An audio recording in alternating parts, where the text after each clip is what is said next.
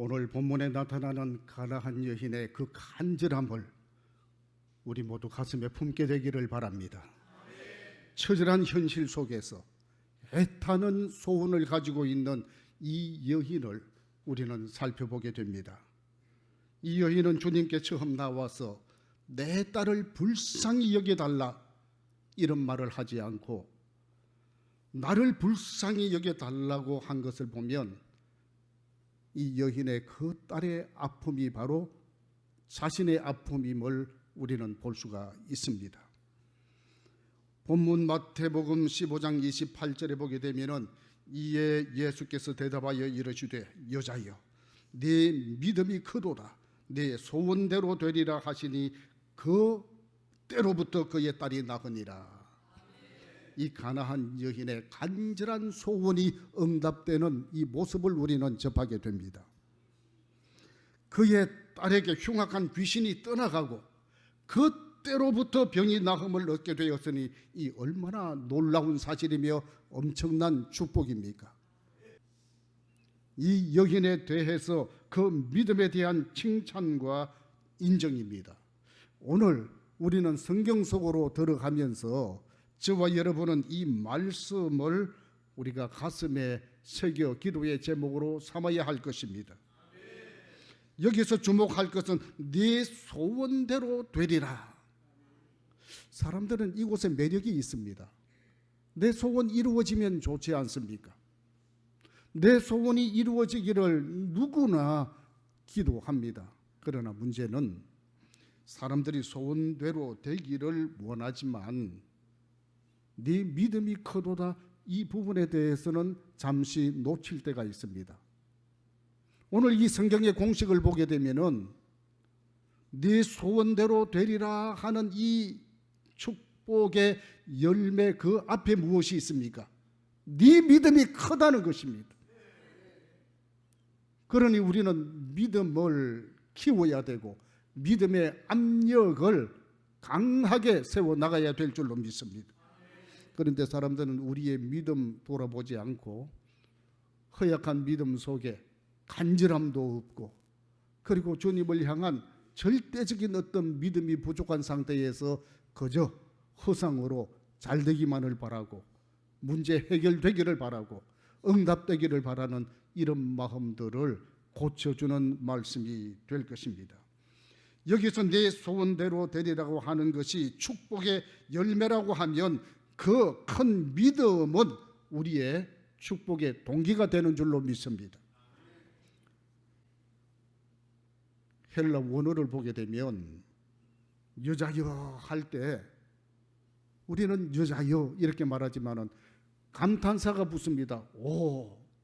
오라고 하는 게 붙습니다. 그 여자에 대한 믿음이 예수님께서 너무너무 놀랍게 다가왔기 때문에 여자여 이런 표현을 하는 것입니다. 감탄과 경이감을 나타내주고 있는 말씀입니다.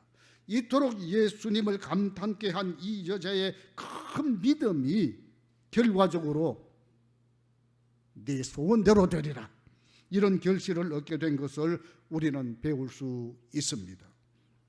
우리는 주님으로부터 내 믿음이 크도다라는 칭찬과 인정받기를 간절히 바라는 마음으로 기도 제목 리스트에 꼭 올려놓게 되기를 바랍니다. 네 믿음이 크도다 하게 되면 또 여러분 어떤 생각이 납니까? 백부장의 믿음도 아울러 생각해 볼 수 있습니다. 마태복음 8장 10절 말씀 보니 예수께서 들으시고 놀랍게 여겨 따르는 자들에게 이르시되 내가 진실로 너희에게 이르노니 이스라엘 중 아무에게서도 이만한 믿음을 보지 못하였노라. 칭찬해 주었습니다. 이것은 백부장이 주여 내 집에 들어오심을 감당치 못하겠사오니 다만 말씀으로 하옵소서. 말씀으로만 해달라는 것입니다. 그러면 내 하인이 낫겠다는 것입니다. 엄청난 믿음입니다.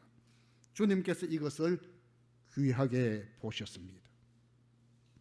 가나안 여인과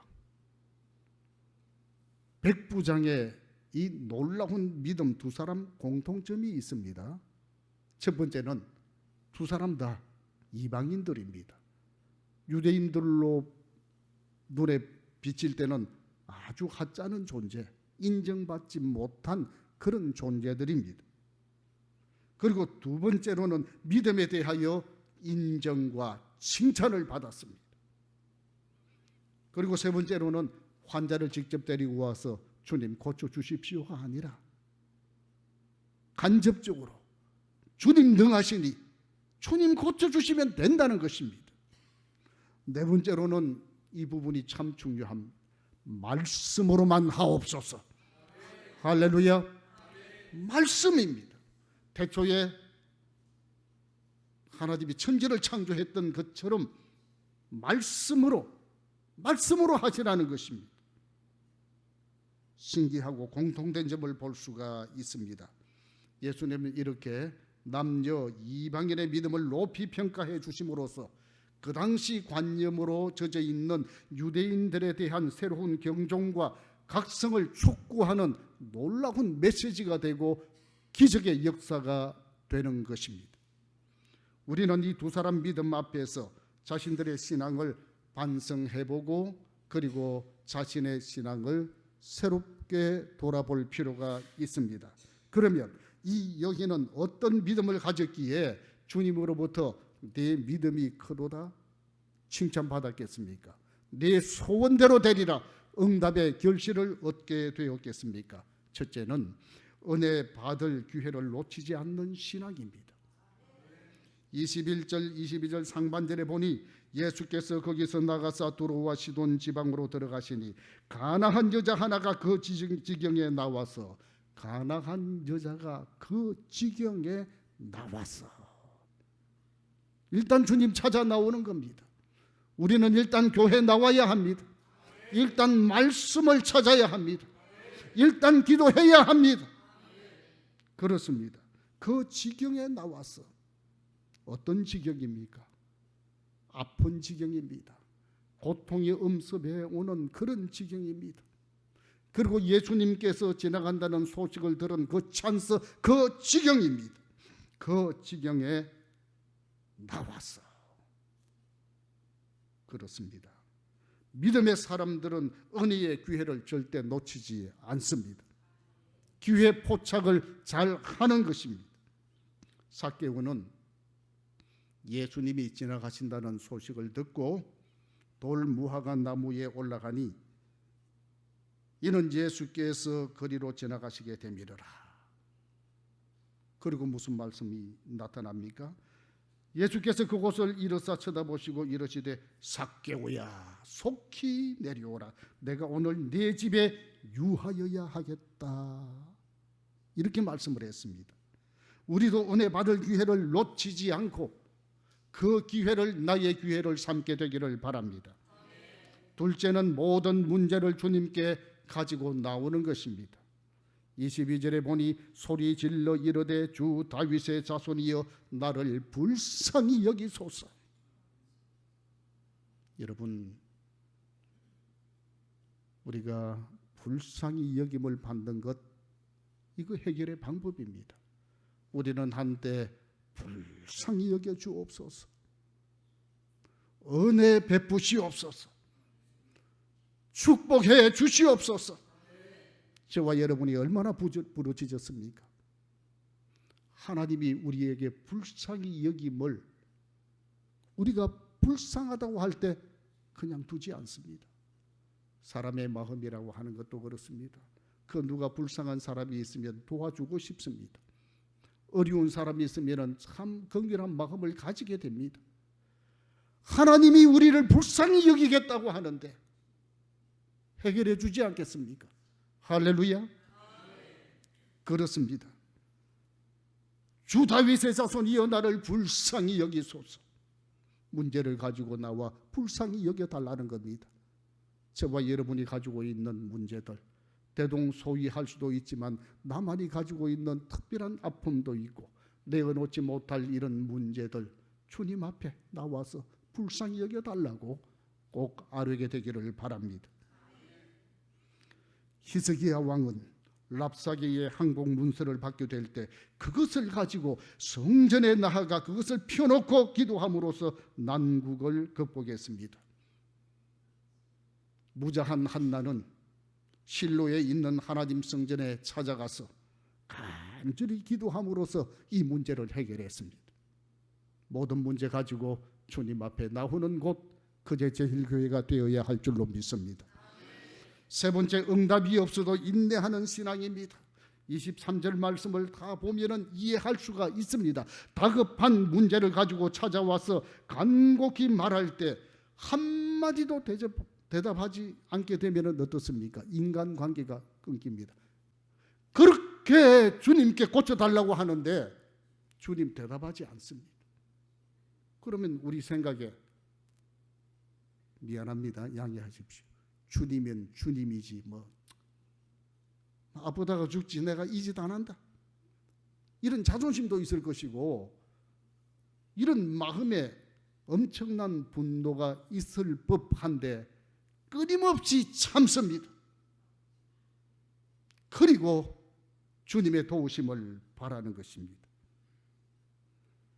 여기는 전혀 동요되지 않고 그것을 믿음과 인내로 견디어 나갔다는 것, 이것도 우리의 오늘 신앙의 훈련이 되기를 바랍니다. 조금 안 된다고 해서 낙심하지 말고 이거 이겨나가는 훈련이 되어야 할 것입니다. 네 번째로는 냉대를 받을수록 파고드는 신앙입니다. 24절 25절 말씀에 쭉 기록하고 있지 않습니까? 예수님께서 뭐라고 했습니까?